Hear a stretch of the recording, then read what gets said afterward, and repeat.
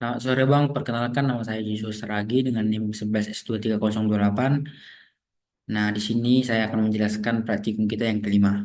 Nah, langsung saja saya share screen. Nah, pertama kita buka modulnya. Nah, pada praktikum kelima kita ini, praktikum ini berjudul Studi Kasus Java OOP. Nah, di sini kita disuguhkan dengan berbagai latihan, latihan Java standar kelas. Lalu di sini juga kita akan membuat studi kasus Java OOP aplikasi to do dan terakhir adalah menambah fitur update pada aplikasi to do. Nah, ini yang tujuan praktikum ini agar mahasiswa mampu menggunakan Java OOP untuk menyelesaikan studi kasus tertentu. Nah, kriteria di sini yang pertama latihan Java standar, kelas, yang kedua studi kasus Java OOP aplikasi to do, yang ketiga menambahkan fitur update pada aplikasi to do. Seperti biasa dokumen laporannya yang akan di-input di e-course seperti ini. Lalu di sini kita akan disuguhkan latihan string class. Nanti saya inanya latihan dan di sini pada akhir ini kita akan disuruh menyelesaikan ini. Kita akan disuruh menyelesaikan menambahkan fitur update pada aplikasi to-do list. Nah, selanjutnya saya akan menjelaskan laporan saya. Laporan saya itu seperti ini. Ada foto praktikum. Lalu ini saya jelaskan, kerjakan latihannya dan jelaskan. Sampai akhirnya nanti kita masuk ke sini. Ke menambah fitur update pada tujuh. Nah, langsung saja ke code-nya. Di sini kita tidak seperti praktikum biasa. Di sini kita buat dua dua file ya. Yang pertama ini filenya yang bernama ifs2 ifs S23 028 PBB praktikum 5. Di sini kita akan menyelesaikan semua latihannya. Lalu seperti latihannya seperti ini Java, ReJava, React, lalu base 64 dan sebagainya. Lalu di sini pada aplikasi to do kita disuruh lagi membuat eh, aplikasi to do-nya. Di sini kita juga mengerjakan setup untuk aplikasi studinya. Nah, lalu saya akan menjelaskan code kita. Nah, ini adalah code membuat aplikasi to do, menambah fitur update pada aplikasi to do. Nah, selanjutnya saya akan jelaskan satu persatu. Ini kita diawali dengan import repository to do repository, import repository to do repository YMPL, lalu import service to do service, lalu import service to do service YMPL, lalu import view to do view. Nah, ini pada baris ini akan mengimpor berbagai kelas yang digunakan dalam program. Impor memungkinkan Anda, impor ini memungkinkan kita untuk menggunakan kelas-kelas dari paket lain tanpa menyebutkan nama lengkapnya. Ini yang pertama ini import repository ini. Ini adalah antarmuka yang mendefinisikan metode untuk mengelola data to do. Lalu yang IMPL ini adalah implementasi dari to do repository yang mungkin mengandung logika untuk menyimpan dan mengambil data dari to do. Lalu selanjutnya yang service ini adalah antarmuka yang mendefinisikan layanan untuk operasi terkait to do seperti menambah, menghapus dan mendapatkan daftar to do. Lalu seperti biasa ini juga service to do service IMPL ini adalah sama seperti to do repository IMPL, ini adalah implementasinya dari to do service tadi. Lalu yang selanjutnya ini view to do view ini adalah kelas yang mengatur tampilan UI UX untuk menampilkan data to do kepada pengguna. Selanjutnya kita masuk ke dalam public class. Public class to do 11S2028 ini mendeklarasikan kelas publik dengan nama to do ini namanya nama kelas publiknya. Baru di Java nama harus sesuai dengan nama file.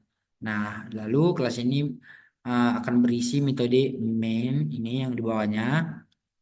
Nah, main ini adalah titik masuk program Java. Ketika Anda menjalankan program, Java akan mencari metode main untuk memulai eksekusi. Nah, ini metode main ini ada juga string di sini.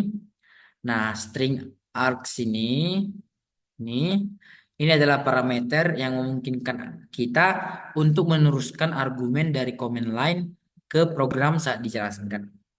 Lalu kita masuk ke dalam to do repository ini. Nah, ini adalah membuat objek to do repository yang merupakan instance dari to do repository IMPL. Nah, ini memungkinkan kita untuk mengakses metode yang didefinisikan dalam to do repository melalui objek ini. Nah, objek ini itu berisi logika untuk menyimpan dan mengambil data. Lalu selanjutnya kita ke to do service. Nah, to do service ini kita membuat objek to do service dari kelas to do service IMPL dengan menyuplai to do repository sebagai parameter. Nah, ini menyiratkan bahwa to do service IMPL akan menggunakan to do repository ini akan menggunakan yang di atas ini untuk menjalankan operasi terkait to do-nya. Lalu selanjutnya to do view ini adalah objek to do view dari kelas to do view dengan menyuplai to do service sebagai parameter. Nah, jadi parameternya ini ada di atasnya yaitu to do service. Sedangkan to do service tadi parameternya adalah repository. Nah, lalu ini parameternya to do service. Ini memungkinkan to the view untuk menggunakan to do service dalam logika tampilan seperti menampilkan data to do pada pengguna. Lalu selanjutnya kita masuk ke dalam ini akhir dari coding. Ini to do ini memanggil metode view show to do pada objek to do view. Nah, ini adalah metode yang mungkin didefinisikan dalam to do view untuk menampilkan daftar to do kepada pengguna. Biasanya metode ini akan mengambil data dari to do service dan menampilkannya di UI. UI itu adalah user interface ya. Lalu selanjutnya ini adalah tanda kurung ini adalah akhir kode untuk menutup kode tersebut. Nah, lalu kita compile saja untuk membuktikan apakah kode kita ini berjalan dengan sempurna. Java baru nama aplikasinya 11.23028.java. Lalu kita panggil dia 11.23028.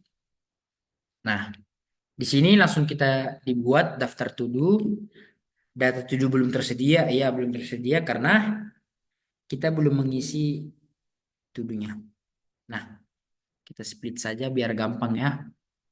Di laporan di modul kita akan ikuti output yang di modul ya. Yang di modul kita pilih satu, menambah judulnya, nah judul X-nya itu judulnya adalah kita buat belajar OOP. Nah, kita sudah kita pilih nambah to do, jadi dia akan menginput belajar OOP di daftar to do.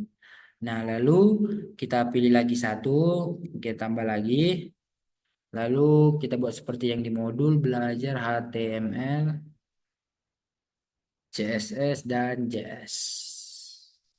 Kita enter, ya daftar to do-nya ada dua, jadi bertambah dua.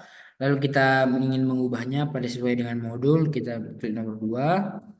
Lalu nomor yang akan ID to do-nya kita buat to do yang pertama. Lalu judul barunya kita buat belajar. Tadi kan belajar OOP, sekarang kita buat belajar Java OOP.